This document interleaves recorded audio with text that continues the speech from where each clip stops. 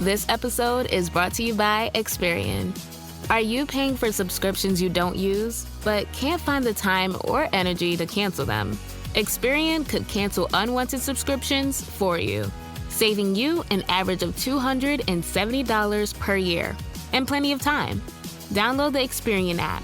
Results will vary. Not all subscriptions are eligible. Savings are not guaranteed. Paid membership with connected payment account required.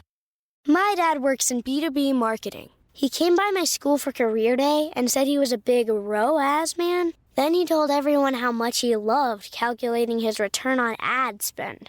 My friends still laugh at me to this day.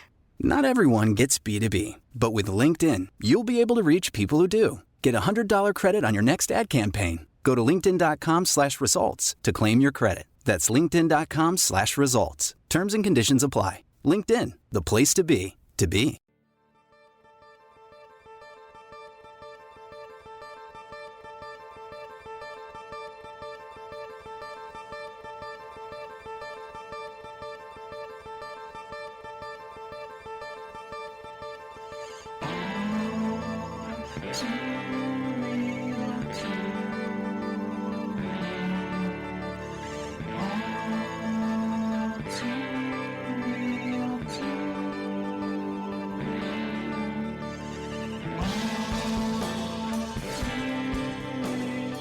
Okay, everybody, welcome to the latest episode of All2ReelToo. My name is Michael E. Cullen II, and with me, as always, is Sesame, Nightmare Fuel, and Carta. Nightmare Fuel. Mm-hmm. I tried putting that in a car once. It didn't work.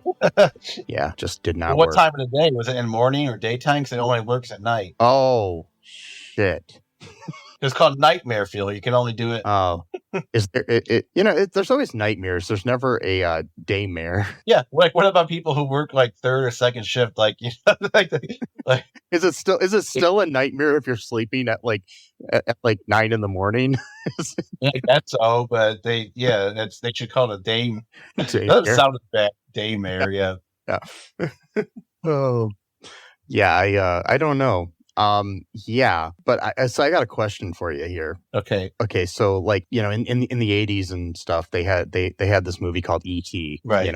About a divorced family and a kid who befriends an alien. Then there was this movie called Gremlins, where this boy finds this creature inside of a box, and then there was Back to the Future, where there was a crazy wild scientist who's somehow friends with a kid. Right. Yeah. Okay. And then there was the TV show WKRP in Cincinnati, and you got the lovely Loni Anderson on that show. She's pretty popular. So you take all these elements and you put them into a movie, and you add in the greatest voice actor of all time, Dom DeLuise.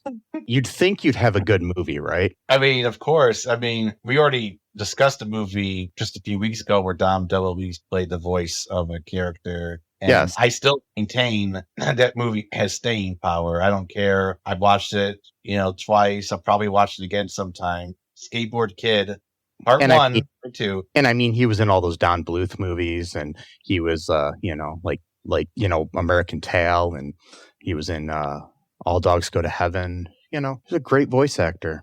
A lot of gems, a lot of winners. And he was in the cinematic classic Cannonball Run 2. And he was also in Cannonball Run, but more specifically, he was in part 2. Okay. Don't know why, but part 2 is so much better than the first one. Not really. Anyway, so I've never seen either of them. I should probably watch them at some point. Yeah, we should cover them for a future episode. Hey. Just for shits and giggles. Okay. I don't know why people would want shits with their giggles, but... Yeah, that was such a weird phrase. I'm like, I wouldn't... Yeah, what are you talking about? I guess they mean you're laughing so hard that you shit, kind of like sometimes pee a little. Same as they say, I laugh so hard I pee. Yeah. So maybe that's an extra layer of funny, then you just shit yourself laughing. I don't know.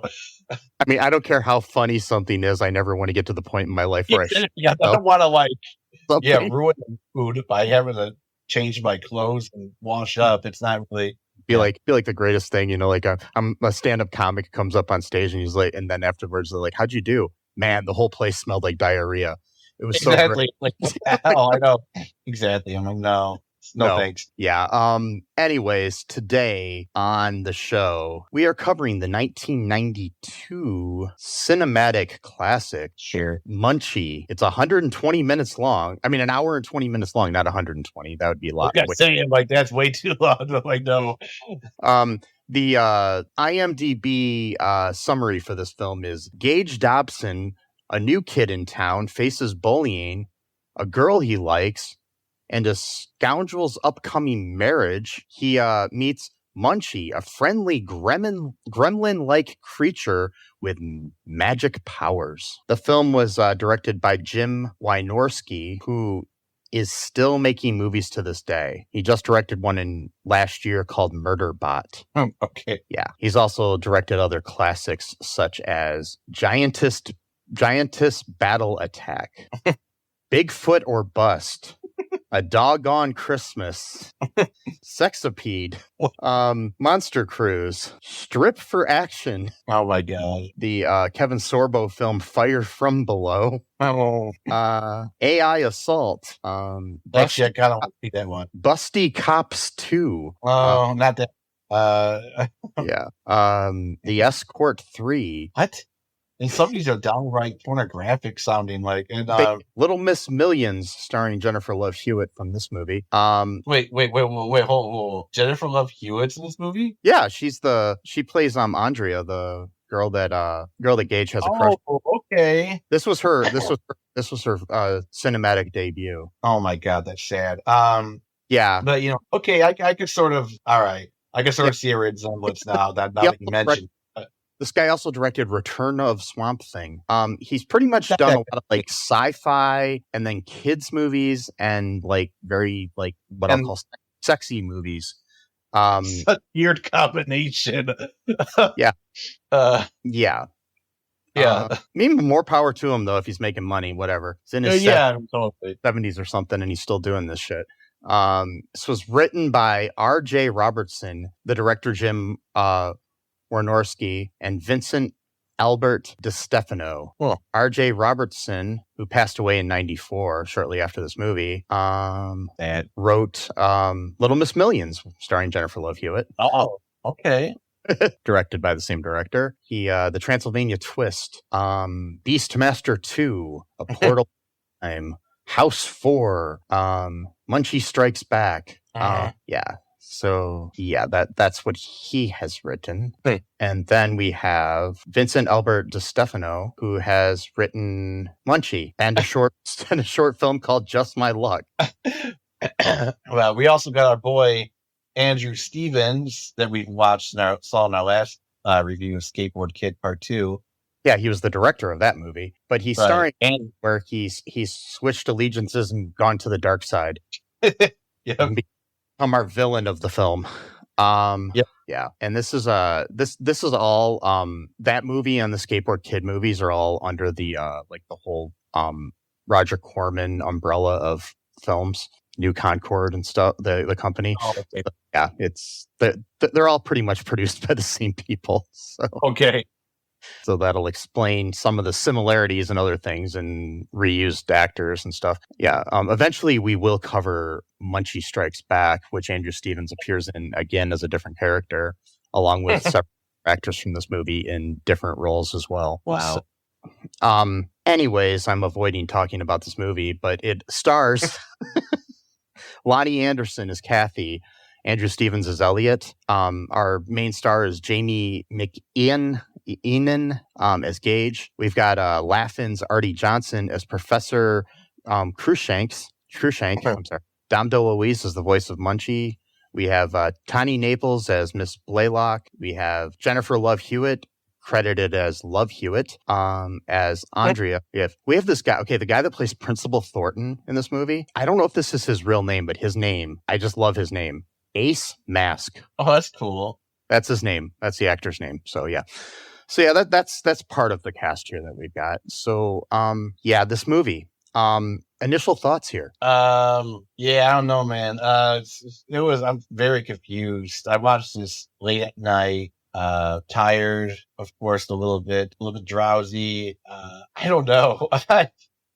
I liked it sort of, but it was just genuinely crazy. And like a really insane movie, especially the second half, or like maybe at least like the last 20 or so minutes of the film. It really ramped up, and it just got like really insane.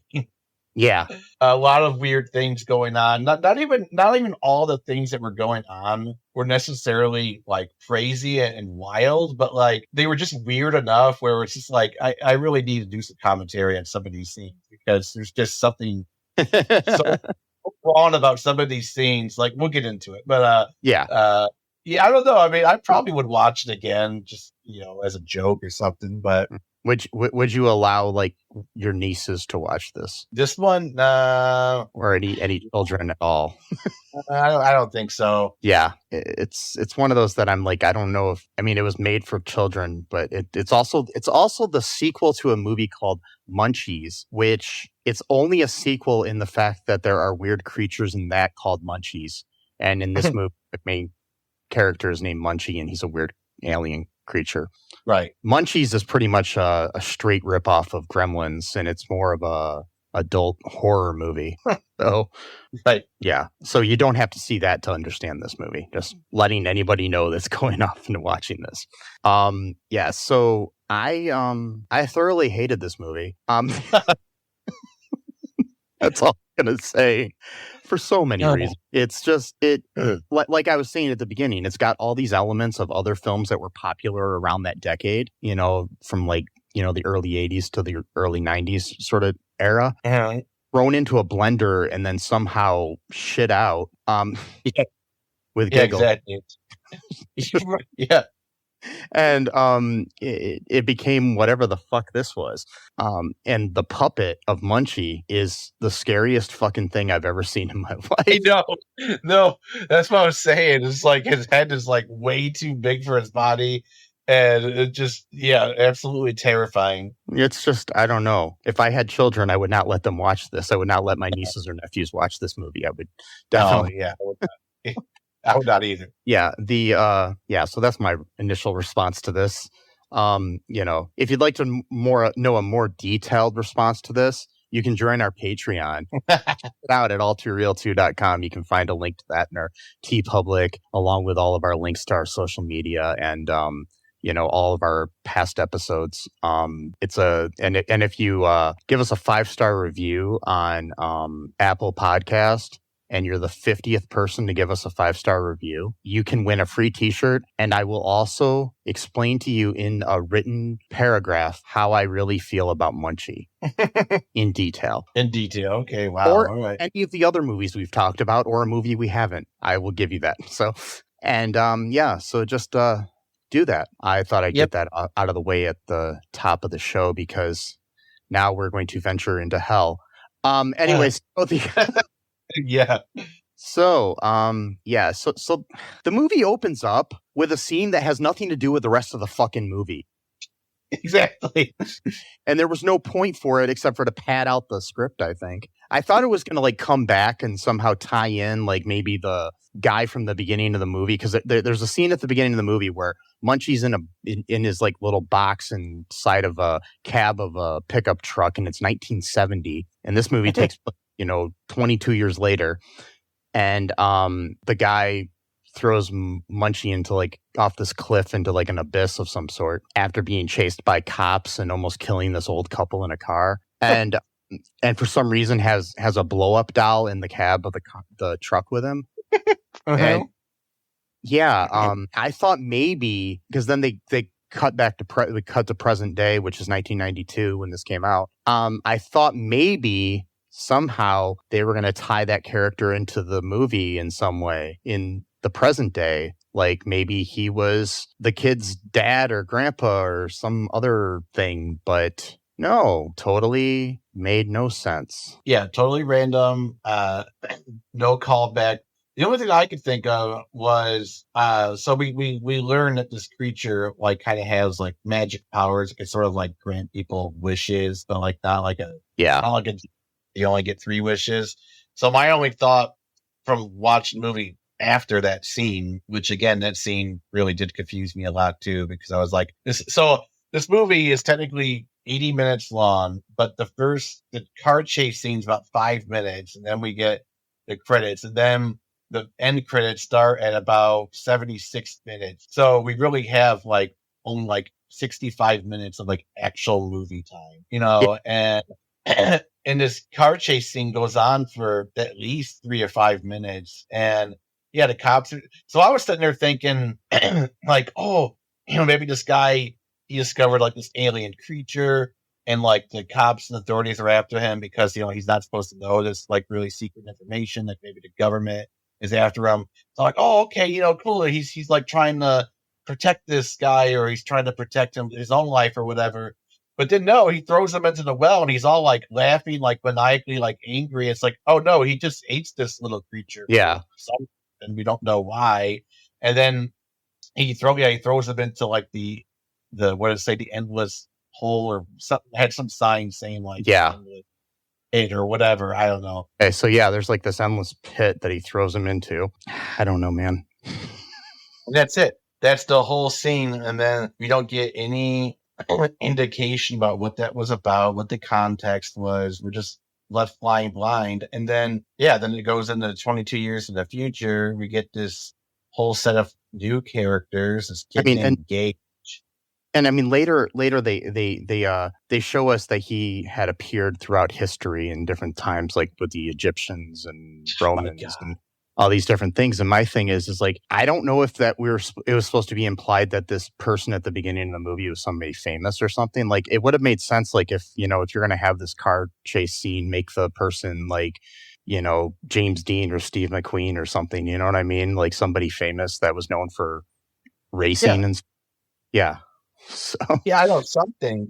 Give us something to go off of, but no. And then then we get this kid. There's just so much going on with this kid. I don't even know where to begin. So like he daydreams a lot. He has like these weird fantasies. Like, that's the other thing. The daydreaming is totally like a Christmas Story ripoff. Oh yeah, no, totally. That's exactly what I was thinking when I saw it. Like like it's like all the people that were mean to him. Or like saying sorry to him at his funeral, and like, okay, and then I don't know, man. And then like, I don't know. I don't even know where to begin. So like this kid named Gage, he's our main kid, our main boy, and he's a transfer student somewhere, and he daydreams in class a lot, and he likes this girl, I guess. And then there's like another kid that's like a rich kind of bully type of kid who wears like a fucking sweater over his, wears like a cardigan tied over, like the preppy look. Yeah. And then like we get this whole thing, by the way. So there's like, if there, I know I'm just joking, so don't take me literally, but like if there ever was like a justified victim of like a school shooting, it would be him, like this kid and like his acolytes. I'm just joking, but like it's so much I felt hatred I felt for this kid. It's like go ahead. He's totally like, but the problem with it is he is evil and everything, but they don't build anything up enough. No, they don't. They could have cut that whole first scene with the guy in the truck driving and stuff, and maybe had more scenes of Gage being bullied and shit like that, and maybe introduced Munchie a little bit earlier. Do something, it just didn't. The movie wasn't fun enough. No, it wasn't. We don't see Munchie again until about 20 minutes into the movie, and again, this movie only has about what's that? I said maybe even a half hour. That's what I'm saying. Yeah, so like this movie only has like 65 minutes of like actual movie time, and so we're only getting him like a half hour, and he just looks like genuinely terrifying. What kind of concerns me about this. So Gage, he finds this creature somehow just rummaging around somewhere, and like he just like of how readily he accepted that this creature existed without like showing any kind of like fear is astonishing to me, right? I don't know if he's got some kind of Stockholm syndrome or some kind of shock thing going on. But if I saw that thing, even as an adult, I would be screaming and running away from this thing. Like, and he's like, no, I'll just take you home with me and you could just like sleep in my room. No problem. Like, okay. And then like he's like, oh, I can give you whatever you want, whatever. The kid's like, oh, you're lying. He's like, no, just try me. And so, his mom like gave him a bunch of shitty leftovers for dinner because he got in trouble for some reason. Don't even remember why. Oh no, it's because the rich kids, one of his lackeys, threw his lunch tray, which happened to be like chili day or some shit, at the door at the hall. But then the principal happened to be coming out of the door just at that moment, of course. And then it got him and his suit all covered in chili and shit. And so he just readily accepted the rich kid's word that it was the new student because he's a piece of shit principal. And so I guess mom got called saying that your son did this at school, blah blah blah.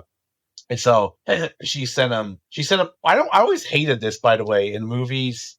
You saw this in the 80s a lot, even like in the early 90s, where it's just like you just send your kid to bed without dinner. Like that's such a cruel thing to do. Like you know what I mean? It's like, yeah, like you're partially starving them. I mean, not literally starving. Yeah, but like it's just kind of cruel. Like kid to bed without dessert might be one thing, but sure. But you have to feed your kid. It's kind of the law. I know. I always hated that. It's like a weird punishment that you always saw in these movies. And like, but she eventually gave him food anyway because she felt bad about that. But it was like the shitty ass leftover. So then he's like, oh well, I wish I had a pepperoni pizza instead of this, crummy leftovers or whatever. And then he's like, okay, you got it, or whatever his voice was. I don't know. And then so we get this scene. So I'm sitting there thinking like, oh, he's like a genie, right? Like he can just sort of produce this stuff like out of thin air. No, apparently his magic's a little more limited. I guess they were trying to go for like a unique factor of like, oh, would it be cool if this creature had magic powers but only worked somewhat? Because that's interesting, I guess. He can't actually manifest pizza. He has to have the pizza fly across town from an Italian restaurant, and the chef gets mad and he goes out chasing the pizza with his knife in hand. Well, is he gonna murder the pizza? Like I don't understand. Like, yeah, I don't either. What? But he's running down the street, and then all of a sudden, the cops see him running down the street with a knife in his hand, and of course they're gonna arrest the guy.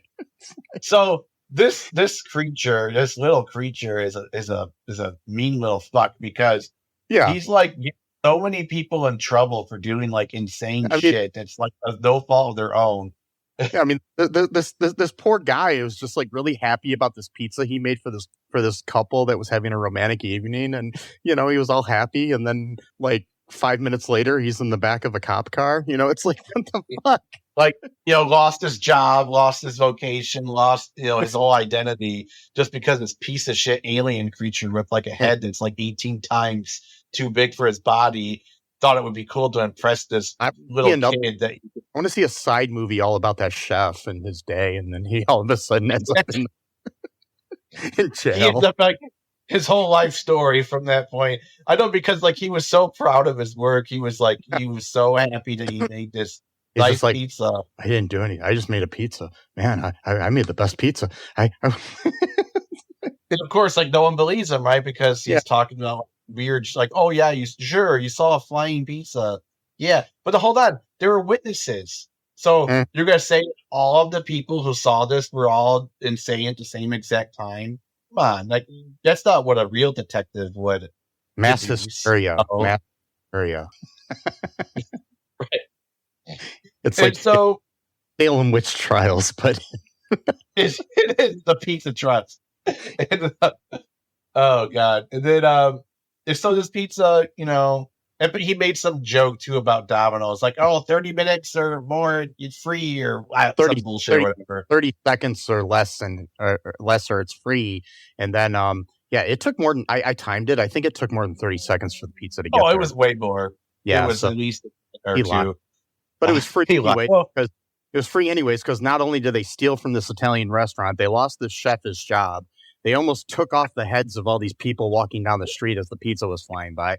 I'm just saying, this is horrible. I don't like this. Upsets me more than any other scene in the whole fucking movie. It does. I know we're like focusing so much on this one scene, but it sets you up. No, it's a setup because it sets you up for everything else Munchie does throughout this movie. That's quote unquote supposed to be helping Gage, but just gets him in trouble on multiple occasions throughout the movie. And even Gage, in his ignorance, again, because he just completely readily accepted that this was his new reality without like any kind of questioning, which then makes me question his critical thinking skills a little bit of like, do you just believe and accept anything that happens to you in your life? That's not really not a good attribute to have. You might want to work on character a little bit on that. Cause, Yeah. you could find yourself in real bad trouble at some point in your life. You're just like, I guess this is life now.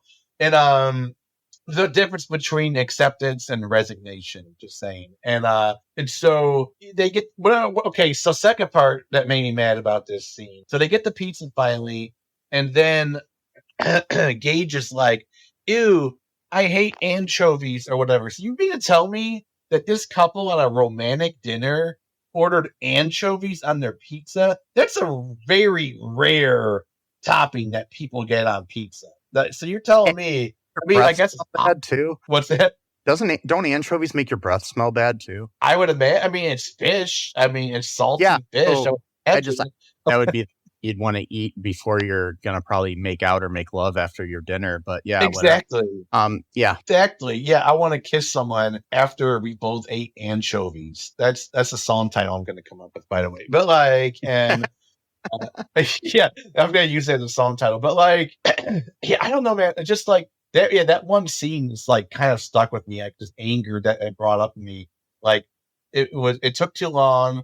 The graphics sucked. Fine. 1992 is a cheap production company, whatever it is. But and then like it's after that though that the chaotic nature of Munchie just progressively gets revealed throughout the rest of the film. For one thing too, so there's one part. I know I'm like rambling. There's one part though when he goes to school, he shows up at Gage's school because he listed like a whole bunch of things he wanted. Like he wanted the pizza, he wanted that girl to like him, he wanted the kids to stop bullying him, etc. There's a whole bunch of things that was going on. So he comes to the school with them because apparently he needs to like be at, which is weird. So hold on a sec. So he's able to manifest the pizza from the Italian restaurant going all the way to Gage's house, but he has to be at Gage's school to do the things that Gage's wants. So I'm not really sure how that works out, but like. Anyway, that's no matter. But like, by the way, this is elementary and middle school. Just I'm letting you know right off the bat of that one. And there's a creepy line when Munchie says, "When's cheerleading practice?" Okay. Yeah. All right. Okay. And again, maybe they thought that was just a funny little line to throw in there, but it's a little bit creepy when you actually look at the context of the freaky looking alien. So I wanted to point something out before we got too far in. So in his like one like daydream situation where he is dreaming about being dead and all these people coming to see him, the undertaker at the funeral home is randomly played by Angus Scrimm, who is known as the tall man in the Phantasm series of horror. I saw him and I was just like, wait, is that Angus Scrimm? And it was. And I just think it's interesting that one of like a horror icon is just randomly playing the Undertaker in this movie. One scene. Yeah. That's all he's done. He looked familiar to me. I mean, I didn't know his name, but he did look familiar to me. Mm-hmm. It's just kind of weird. I'm sure it is weird. It's weird. I looked it up and he's also in the sequel. So, of course, like, why not? I mean, we're working with different rules here when it comes to this movie. So like, there's just, what's that? Sorry. No, I was just saying, there's like several people in the sequel that play different roles in the sequel than they played in this movie. And I just think he's got to be like probably just friends with somebody and maybe he's friends with the director or something, but that's just weird. I mean, yeah, it's probably something like that. It's like a Turbulence 3 type of situation where in Turbulence 2, you've got this like dude who works for like the government as like a computer hacker or like an anti-computer hacker or whatever. It plays but then in Turbulence 3, he plays a computer hack. So I'm again, my dumbass is thinking, because I always try to add context to things to make it make more sense than what the movie itself makes it. So I'm like giving the movie more credit than it deserves. So my dumbass was thinking, well, since he worked for the government as a computer person, maybe he switched sides and now he's a computer hacker, so he's going to get, maybe they fired him or something happened where he changed allegiance. Like, no, nothing like that. It's the same actor, different character. And it's like, that's just kind of weird when it comes to this. Anyways, so we've got that scene that annoys us, and then we have then we have basically Gage kind of like realizes that Munchie's powers are kind of like creating all these problems for him. Like he at school, he does this thing where he gets the principal in trouble because the principal is, I guess, for some reason having an affair with his secretary. I mean, no offense to Ace Mask and his awesome name, but the secretary is like this really attractive blonde woman, and she's somehow attracted to this old guy. I mean, maybe he has money. I don't know what the deal is. I'm just trying to figure it out. Man, sometimes you don't know. Sometimes you just go off of. Yeah, he doesn't have a good personality. I know that for sure. So, but maybe the way he treats her is just really good. So she's like fell in love with the man. It seemed like the love was genuine. I don't know. To me, it did. It seemed like. I mean, it might be. I just don't understand the attraction. It's just me. But anyways, we've got they're basically Munchie turns on the intercom system for the whole school, and so the whole school hears the two of them kind of like whispering sweet nothings to each other and making out in the principal's office. So yeah, making out and making sexually suggestive moaning sounds to a middle school and elementary school. Mm-hmm. Just saying. So that's two sexual innuendos right there in a time span. I don't know about you, but when I was in elementary school, around, I don't know, like right after lunch or so, we always had this announcement that would come on. And it was just like random sounds from a porn film. It was just this weird thing. No, what the hell? Oh my God. In the Catholic school I went to. Yeah, exactly. Well, maybe if they mic'd the confessionals, you might hear some stuff with the altar boys and the priest. Anyway, so oh boy. Boy. He also got trouble about a priest. There is a documentary about a priest in my hometown who called Twist of Faith. Check it out. It's on Max. I've seen pretty bad stuff in there. So he basically does that. He does the thing where he basically gets the bullies, beat up and everything. And it was just, the typical stuff you want to see happen, the little guy beating up the big guy and all that. And then, we've got Gage kind of realizing that, his help is only causing him more trouble. So he takes Munchie to Crushank, who reveals that Munchie is an eternal creature that has been in every major civilization since time began. And Gage leaves him there, only to have Munchie return to his house and put together a huge party. So, I got 1,000 questions. Yeah, go ahead. Was first there was going to be, like, before this party, there was this like scene where Elliot, who's this the bad guy played by Andrew Stevens, who was the good guy in who was the good guy in Skateboard Kid 2 and the director of that film. Right. He's evil in this movie because he has a mustache. Oh yeah, of course. He's got your stereotypical evil mustache. And he's basically trying to propose to Loni Anderson, who is Gage's mom, Kathy. and basically Munchie goes in and like fucks up everything. So the whole proposal thing and this fancy dinner that she was cooking kind of all go to shit and giggles. And so they end up going to a fancy restaurant instead. And while they're there, Munchie throws this big party, calls up I think Hugh Hefner. Oh, okay. Interesting. Because he said Hugh on there, and he was talking like Jack Nicholson and saying he was Jack, and saying that he was having a party for his new movie coming out or something, and he, at a random, suburban house, because that's what Jack Nicholson would have done. Sure.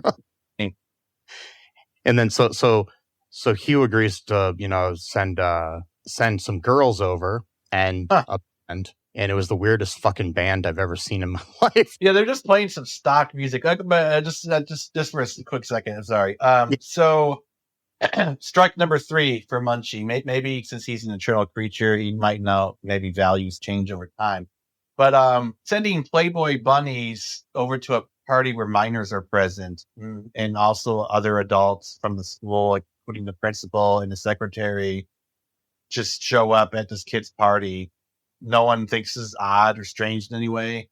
That it's like, he calls up pretending to be Gage, and he calls up the girl that Gage likes, and she asks if she can bring her dad to the party. It's just like that's the one thing that makes sense though, because my thing is like, the dad shows up and they're all like, cool, this is an awesome party. And my thing is like, if I brought my daughter to this party, I'd be like, what the fuck is going on here?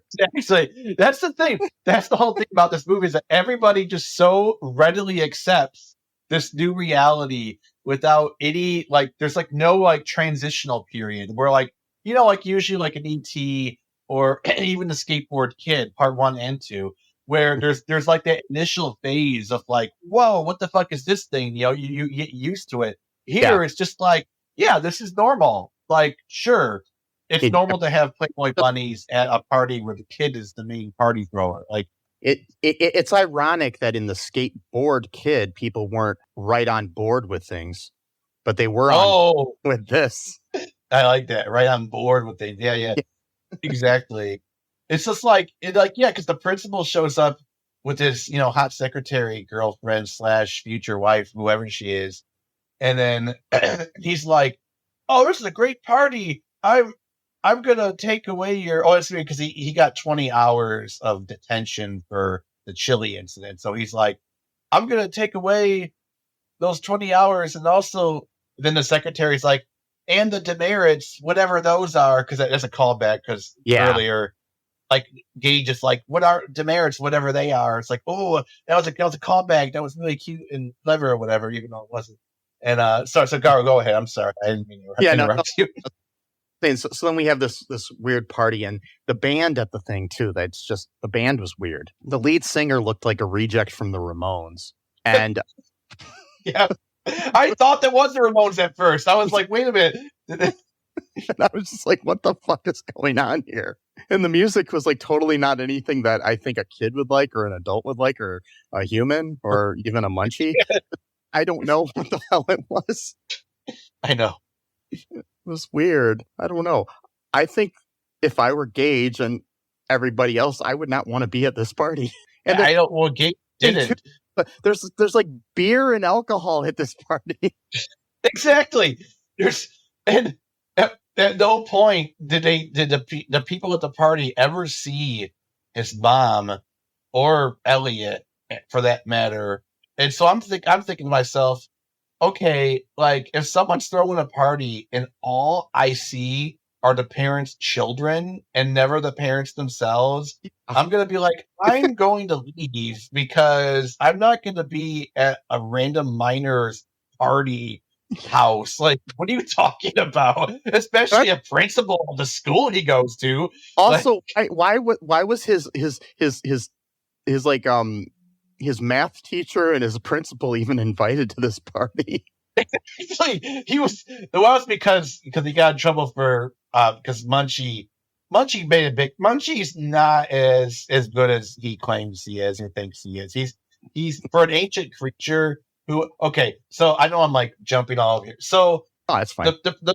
The university professor, the eccentric guy, he's like really into like ancient civilizations, and he wants to like get like a grant so he could like go to other countries and like study it more or whatever. So like he shows Gage all this ancient pictures of Munchie being present or orchestrating all of these like huge historical events that have like shaped civilization as we know it, that got us to the point that we are today. And you mean to tell me that the same ancient creature cares just as much or perhaps even more for Gage's ridiculous wishes? Really?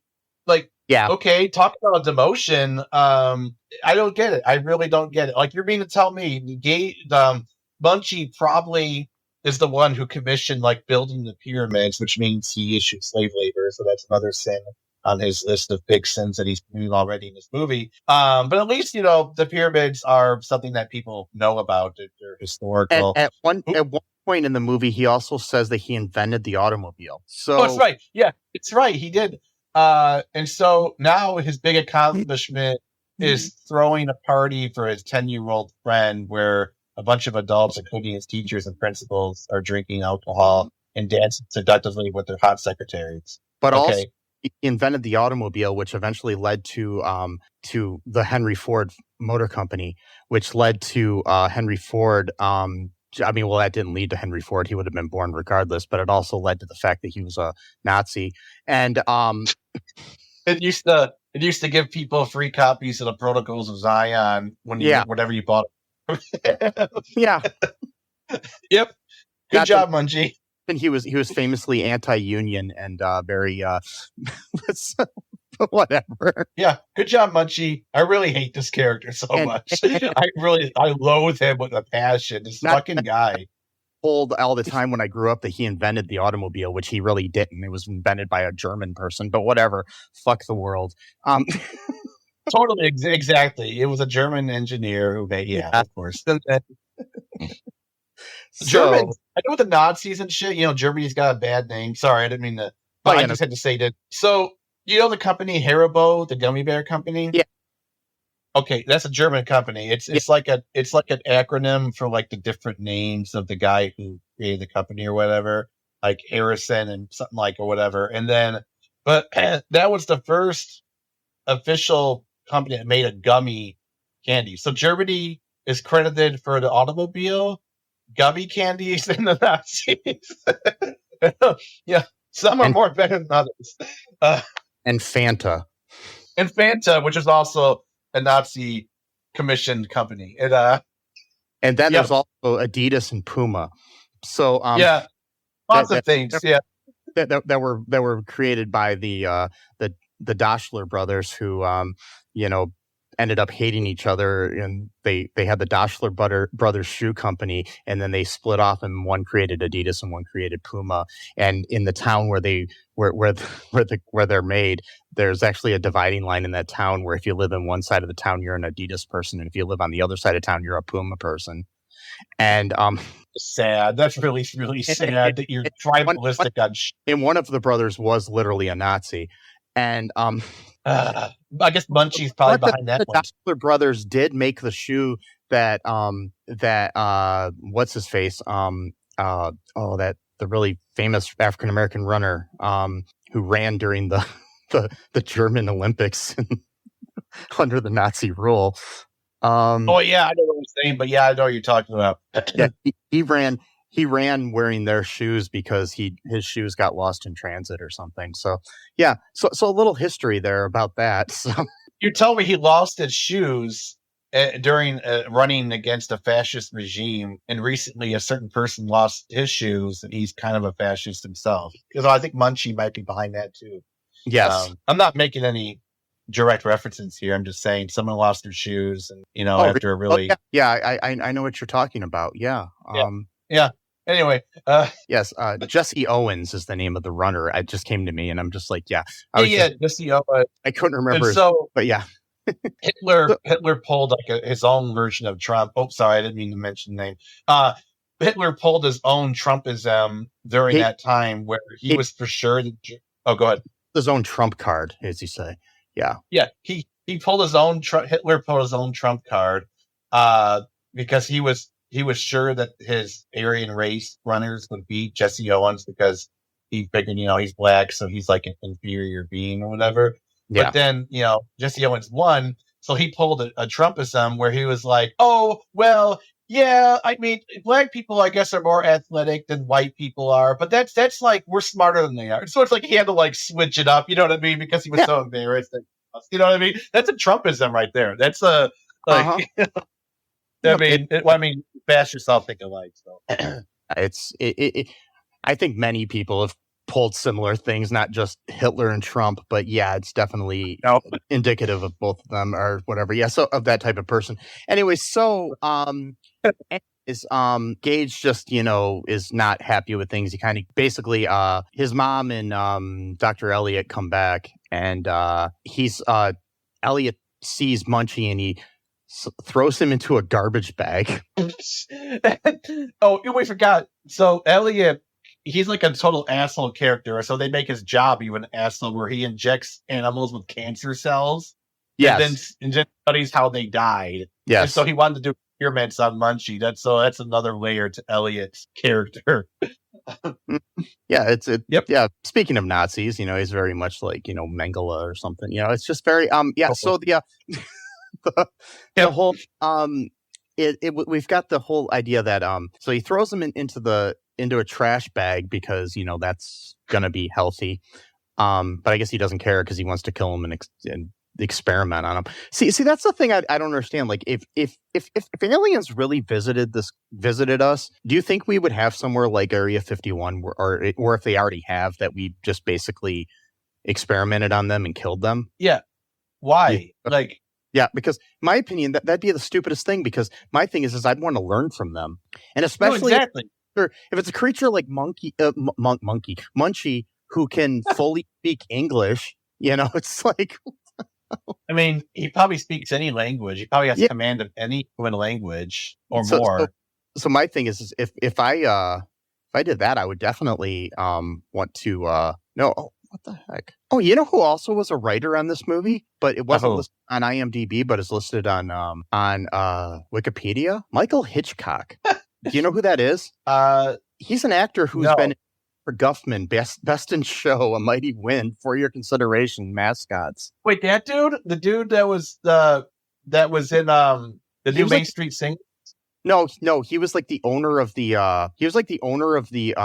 theater that they performed in A Mighty Wind. The one okay. Worried about like the flowers poking people's eyes out and stuff and everything. Dude, like he was in Larry Sanders Show, right? Was he in that?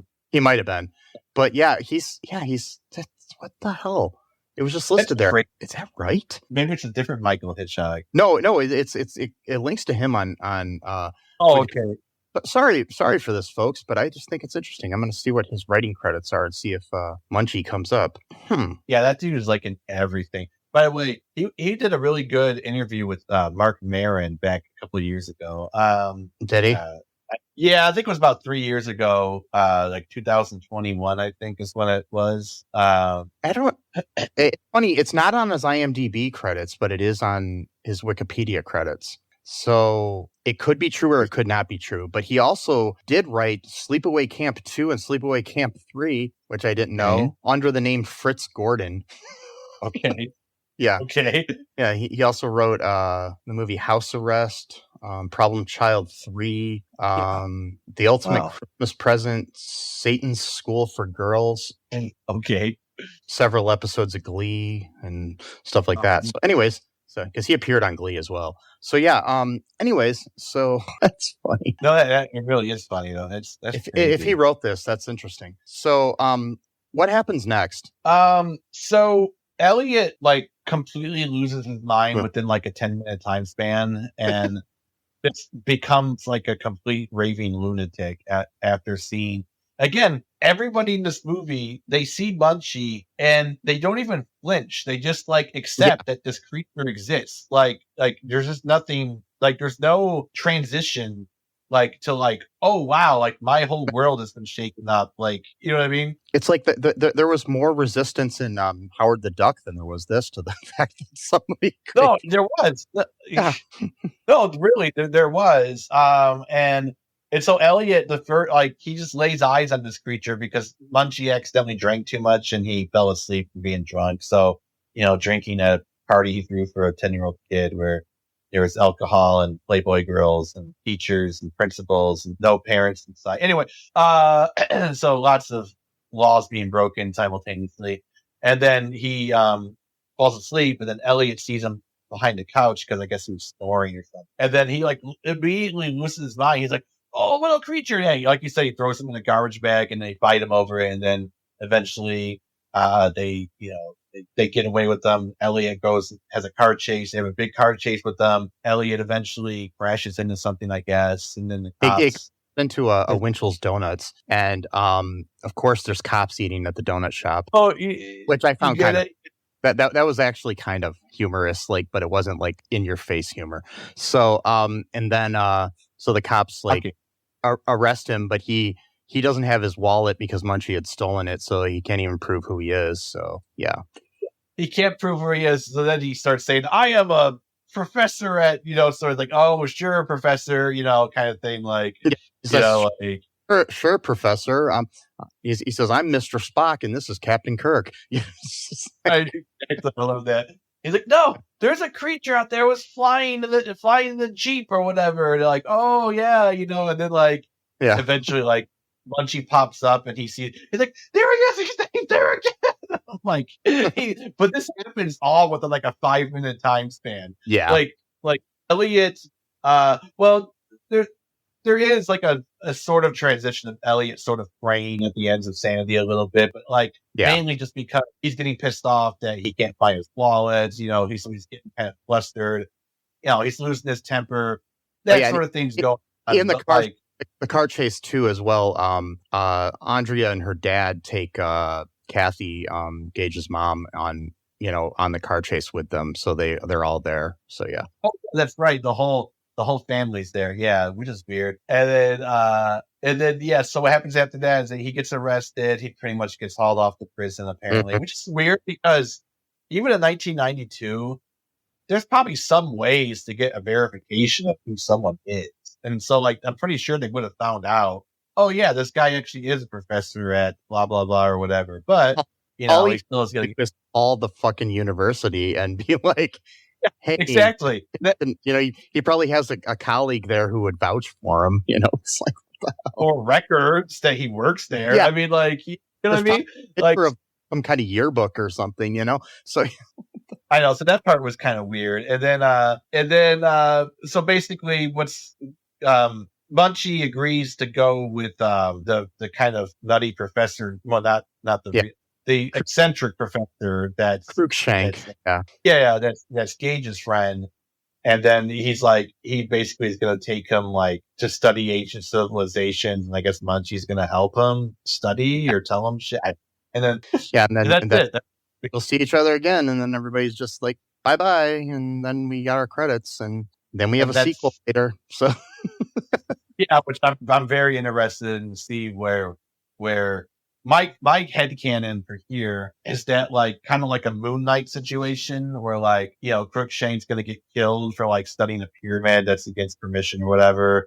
And then Munchie's going to have to go home and basically tell them what happened. And then seek revenge against, the killers for killing his friend. I don't know, but probably not. But yeah, that would be kind of cool. I'm 1,000% sure that doesn't happen.